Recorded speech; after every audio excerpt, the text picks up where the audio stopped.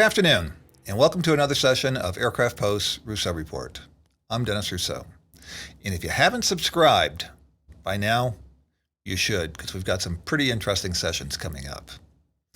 In previous sessions, we've addressed the beginnings of the business jet and which aircraft were first to the market. Most thought of the Learjet, when in fact, it was the Lockheed Jetstar, followed by the DH-125, the Lear-23, and then the iconic Cessna Model 500, which was introduced in 1968, entered service in 1971 at a price point of $750,000. Although other business jets were outfitted with turbojet engines, the Model 500 was powered by Pratt & Whitney's JT15 turbofans, which provided greater fuel efficiencies and are much quieter than turbojets. In addition, the straight wing gave it stall performance, meaning short takeoff and landing capability. However, due to the wing, the aircraft was not the fastest in category, earning it the moniker Slotation or Nearjet. And as we used to say, watch out when you're at altitude, because if a King Air passes you, it's normal. The aircraft had a range of around 1,000 miles with 4 passengers and 2 crew, and for a 70s vintage aircraft, the cockpit was well equipped with analog instrumentation, and the early cabins were well suited for 1 to 2 hour missions. But once again, as is the case with aircraft in the small jet category, you're not going to stand up. 5 years into production, Cessna extended the 500's wing 3 feet, rebranded the aircraft as Citation 1SP.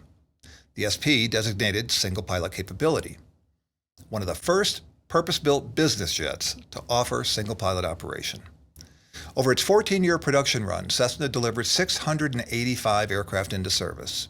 Similar to other OEMs, Cessna took a proven design and built on it. By 1985, business jet buyers wanted the ability to carry more passengers over longer distances. Citation 1 had reached technical obsolescence, and as opposed to scrapping the aircraft completely, Cessna kept the nose section and empennage, stretched the fuselage 4 feet, attached a new wing, and upgraded the avionics and engines, creating the new Citation 2. And that's Roman numeral 2, by the way, which became the best-selling business jet in history. Throughout its various iterations, the Citation 2, the SP, the 5, the Ultra, the Encore, changing out the engines, increasing fuel capacity, installing glass cockpits, Cessna delivered 1,436 aircraft over its 31-year production run. However, there were still buyers that didn't want to spend the few extra $1 million because they had no need to travel greater distances, more passengers. So based on the success of the Citation 1, Citation Jet, also known as the CJ, was announced in 1989.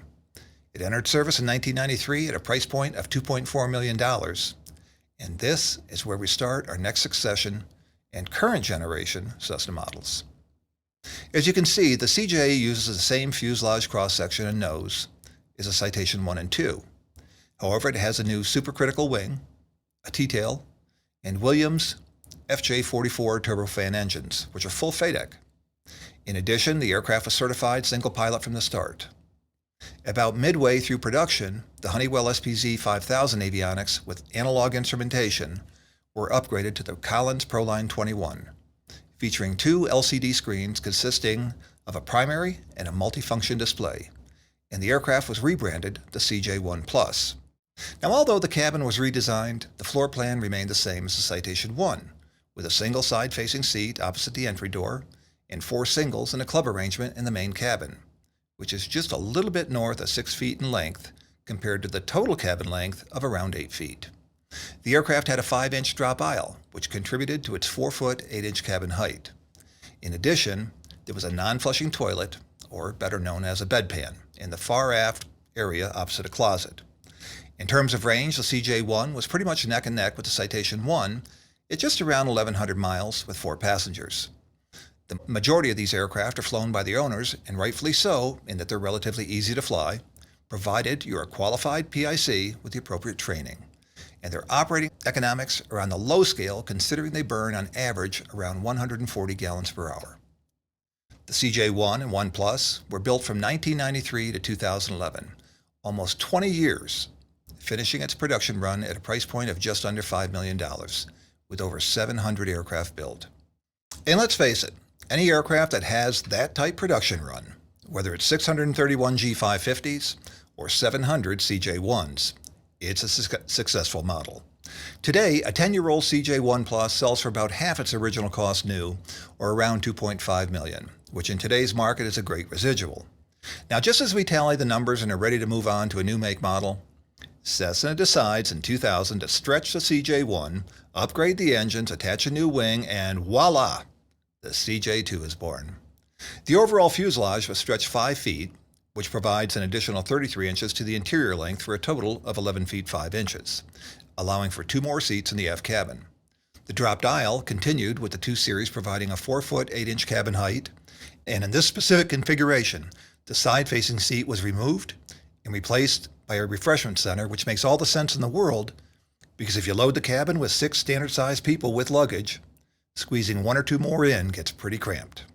Speaking of luggage, the Cj2 can accommodate 50 cubic feet of bags in the aft compartment and 20 cubic feet in the nose, which is enormous considering the Citation 10 holds 70 cubic feet. Lengthening the wing on the Cj2 gave the aircraft better performance and the ability to hold more fuel, which translated into a 1,600 nautical mile range or a 600-mile advantage over the Cj1. Another contributor to overall performance is the use of more fuel-efficient Williams FJ44-2C engines, which provide more thrust and have a longer time between inspections. The Collins Proline 21 avionics carried over from the later Cj1 as well. Cj2 production continued up to 2014. 14-year production run where 243 aircraft were delivered into service at price points from $4.3 to $5.3 million. In 2005, Cessna introduced the Cj2 Plus, which again had the Williams FJ44 engines. However, these were the -24s that gave the aircraft better fuel burn, better climb and cruise performance, and also extended the time between inspections. The Cj2 and 2 Plus share the same interior. However, the forward right-hand side refreshment center was now standard. It had a flushing toilet, thank God, and Proline 21 cockpit. Had many more standard features than that in the Cj2, which included 2 primary flight displays as well as a single Collins FMS and GPS and dual attitude heading reference systems, or commonly known as ARs.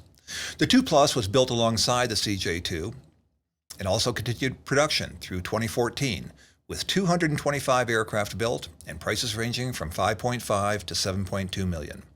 So put the Cj2 and 2 Plus production numbers together, and Cessna built just under 500 of these aircraft over 14 years. And just as you think the market is saturated and Cessna's going to introduce a new model, they stretch the Cj2 fuselage 2 feet and the Cj3 is born.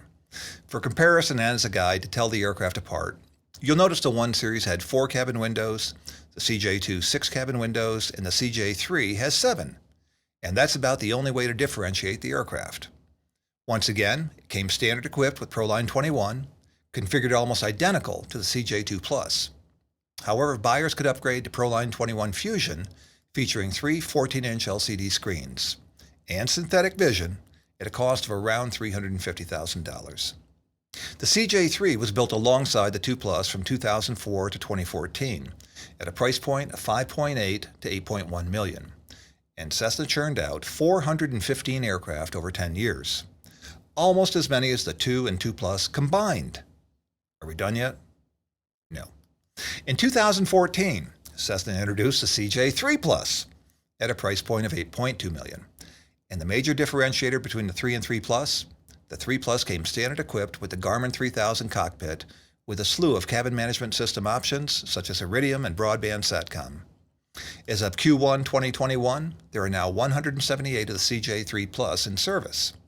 Add this to the 415 Cj3s, and we have 593 aircraft in service. It may seem Cessna goes from one iteration to the next in sequential order. However, the Cj4, which is the last of the Cj series, was actually introduced in 2010, and it's the longest range of the 5 models, coming in at 1,900 nautical miles. And yes, it too is powered by the Williams FJ44 engines. However, these are the -4As that have a 5,000-hour TBO, and coupled with other efficiencies, the Cj4 has a range of just under 2,000 nautical miles.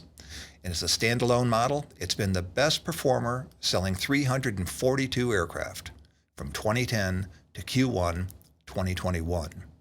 Standard avionics are the Proline 21, But as you can see, the Cj4 is loaded to the hilt with 4 LCD screens and options you typically see on medium and long-range business jets. The interior's come a long way from the Cj1 days.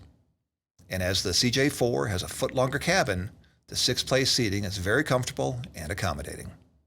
To put things into better perspective size-wise, here we have a side-by-side comparison of a Cj2 and Cj4, and unless you look closely, the differences between the two on the exterior make it trying to tell the aircraft apart. And if we put the Cj2, 3, and 4 next to each other, it's just as tough to separate one from the other. However, when we look at a range map, the difference becomes more apparent, with the Cj1 being depicted on the inner ring, followed outward by the 2 and 3 and 4 on the outer rings. One major option for all models are winglets, which, as we've discussed in previous sessions, the primary advantages are better time to climb, improved runway performance, and even a couple of knots increase in cruise speed, at a cost of around $400,000.